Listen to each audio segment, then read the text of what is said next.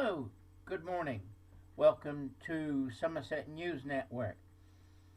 I'm becoming very alarmed, and I think it's time for me to say something. Now, I worked for the civil service for 6 years. I was the lowest of the low, the T-boy. I did the mail and handled the files within the Department of the Environment in Bristol, in a place called Tollgate House. I did that for 6 years. So I had a lot of files go through my hands. When I worked in the mail room, if letters were addressed and they weren't addressed to a person or an office, and it was just a general letter to the Department of the Environment, our job was to open them up, read the letter, and find out which department or person they should go to. Now, I can't discuss what was in those letters. I'm still covered by the Civil Service Code. So I can only talk generally about what I saw. And I got to admit, now, when I worked on the floor and handled the files would come through my hands. And I had a little room where I would sort the mail out and sort the files out. And occasionally the files would sort of fall open in front of me, and I'd sort of have a quick look to see what was going on. Well, you had some downtime when you were in the mail room and doing the files. You would go round and do a round and do the floor, and then you'd sort it out, and you'd have 5-10 minutes on your own. Well, I got fed up with reading the newspaper, so these files used to open up, and I used to just skip over them just to see what was going on. I would get the sack now if I did it there, and they knew. But anyway, they were discussing global warming at the time. The offices used to have all the environmental magazines come through. They used to come into the library. They would put a list of names on the front and staple them on. And it would go to the top one first, and then it would go to each office or each person on the list. And they would tick it off as they got there. When all the names were ticked off, it went back to the library. That meant I had time to read it if it was available. So lunchtimes, when I was having my lunch, I'd read like BBC Wildlife magazine, environment magazines, economic magazines, The Spectator, all sorts of magazines. But they were talking about, this was in the 90s. They were talking about global warming then. Then I left the civil service, got myself a job working in Cirencester in a shop. Meanwhile, somebody, I don't know if they were leaked or hacked, but the Russians got hold of the climate model university papers, the emails. Now, the University of East Anglia were emailing each other about global warming and how to do the modelling within climate change. They were calling it climate change between themselves, but we were still being told it was global warming, and it was man-made global warming, and CO2 was to blame. They were trying to find the evidence. Now, they fiddled the figures, and the emails proved they fiddled the figures. The guy who's doing the figures and doing the percentages and the figures for climate change can't even work an Excel spreadsheet. You can't make this up. Now, I had the emails on the second day. I was with a group of people from around the world, Australia, America, and here in Britain, who were skeptics about the science around global warming. We didn't believe it. Now, things we were listening to were Carl Derringer. He figured out that the computer programming was all wrong. And there's a website called What's Up With That, and they were looking at it. And we were feeding information into them, talking to them and helping them out. And I was given the emails on the second day that they were released. I downloaded them off the Russian website, and I had to go through them. So I had a quick skip through at home, and then I thought, well, I've got to read them. I had a meeting in London with the Department of the Environment and the Forestry Commission on a committee, on a government NGO, but it doesn't matter which one it is. I had a meeting there, and I was going up on the train.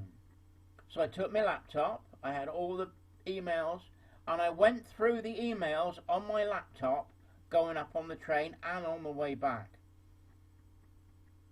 And it is more frightening than the reports that were put out. The reports were put out were quite tame.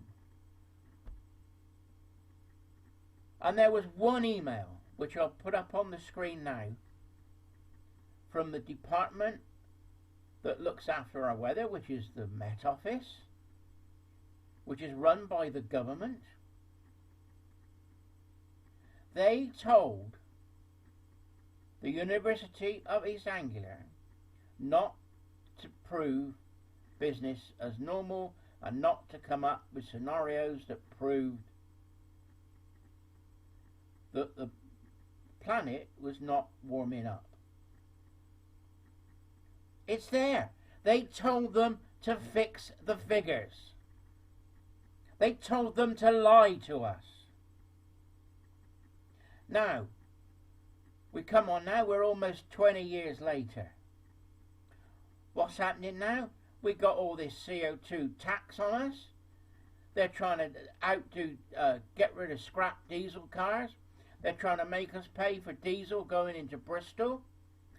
London's got a congestion charge already, but they think that cars that have got higher road tax, the bigger cars that use more fuel,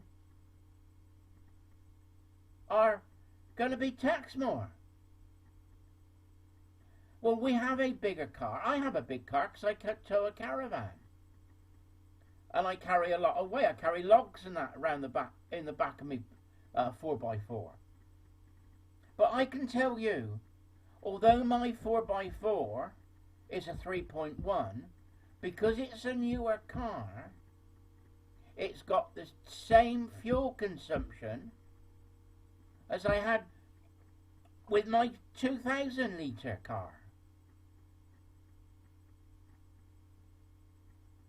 Yes, I got a bigger car, but I got the same fuel consumption because it's a newer car. My emission tests pass every year when I do an MOT.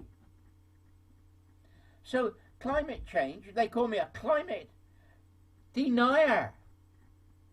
Climate change denier. Me. I'm not denying that the climate doesn't change.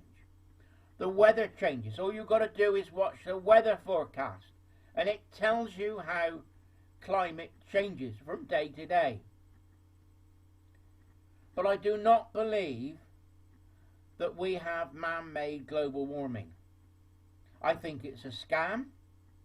I think it's a way that they can tax us, and it's a way they can control us. They want to start new businesses up, and they want to sell us what they call green energy. Well, how green is it? The windmills, the solar panels all need to be produced. And where are most of these produced? In China. China has the worst CO2 record of anybody. So if you're green and you're buying a solar panel, it's more likely going to come from China. And China's burning the carbon, not us. Now, if you can buy a wind turbine and you can buy a solar panel, brilliant. I got no problems with it. But don't tell me you're trying to save the planet, because it don't work. It doesn't. It costs CO2 and energy to produce the goods that you're using. The electric car, there was a report in Germany, done a study.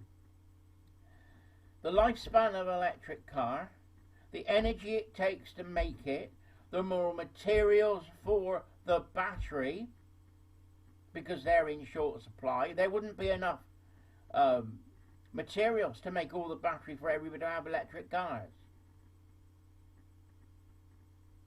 Or we would run out of it in quick time, and then the price would go up because there'd be a shortage, which is what they want, because they want you to spend more money. It's all money and it's all business.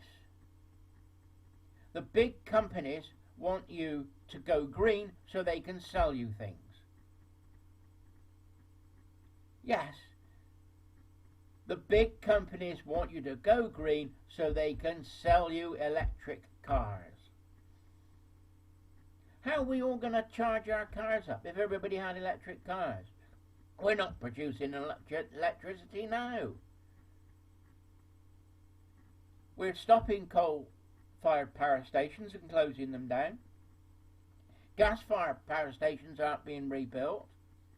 We've got a nuclear power station in Somerset at Hinkley Point that's coming to an end, and they're building a new one for billions of pounds. Now, I'm not a favour of nuclear, and I want it to be safe. But there are things that we can do, and I think we should do more of. We should be looking at collecting our garden waste, our green waste, turning it into compost, and also turning it into methane, into gas, to create electric turbines, to create electricity. If every county did that, that would be a good thing. Oh, you see, what about the plastics in the sea? Well, that's different than global warming. I'm all for cleaning up the planet. I'm all for not polluting the planet. But don't make the wrong idea that polluting the planet is global warming. Split the two arguments up. Now, if you go on to WhatsApp with that, there's lots of information on there. If you go on to Carl Dellinger's website, he's got information on the ClimateGate emails. I will put up the information that I've got on my Facebook page, and it's called The Round Earth Society and the Truth About Global Warming. I have loads of information on there that I've collected over the year. I've only got 3 or 4 members on it because it's been shadow banned by Facebook, because they don't want you to know the truth. Climate change is a scam. You are being lied to. Get that into your little heads. We are being scammed and brainwashed, and all our politicians are in on it. Scientists who've got a job with the government and being paid, it's not in their interest to say, oh no, all the figures are wrong, because they will lose their jobs. I sympathise with them. But we need proper scientists, and we need people that tell the truth. Climate change is a scam. Alright, Ian, Somerset News Network. I've said my piece, and let's get back to work.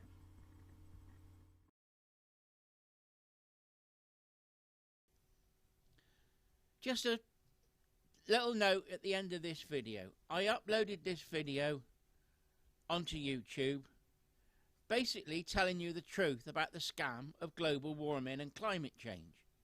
We are being lied to.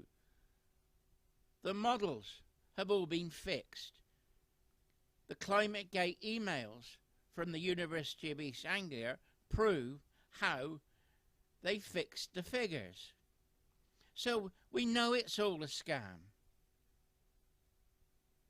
There is not a consensus among scientists. It's now been shown that 11,000 scientific papers they looked at, because it had climate change or global warming in it, it was pro global warming. Even though that when they were looked at and scientists went through the papers, they only found that 3% of the papers were pro climate change scam. So if there's an advert on the bottom of this video for global warming, YouTube have added it, not me. This shows you the length of the scam and what they're prepared to go through to brainwash you. So there's a link at the bottom of this video again. It's come from YouTube, and it's because I'm talking about climate change and global warming. Anyway, Ian, signing off.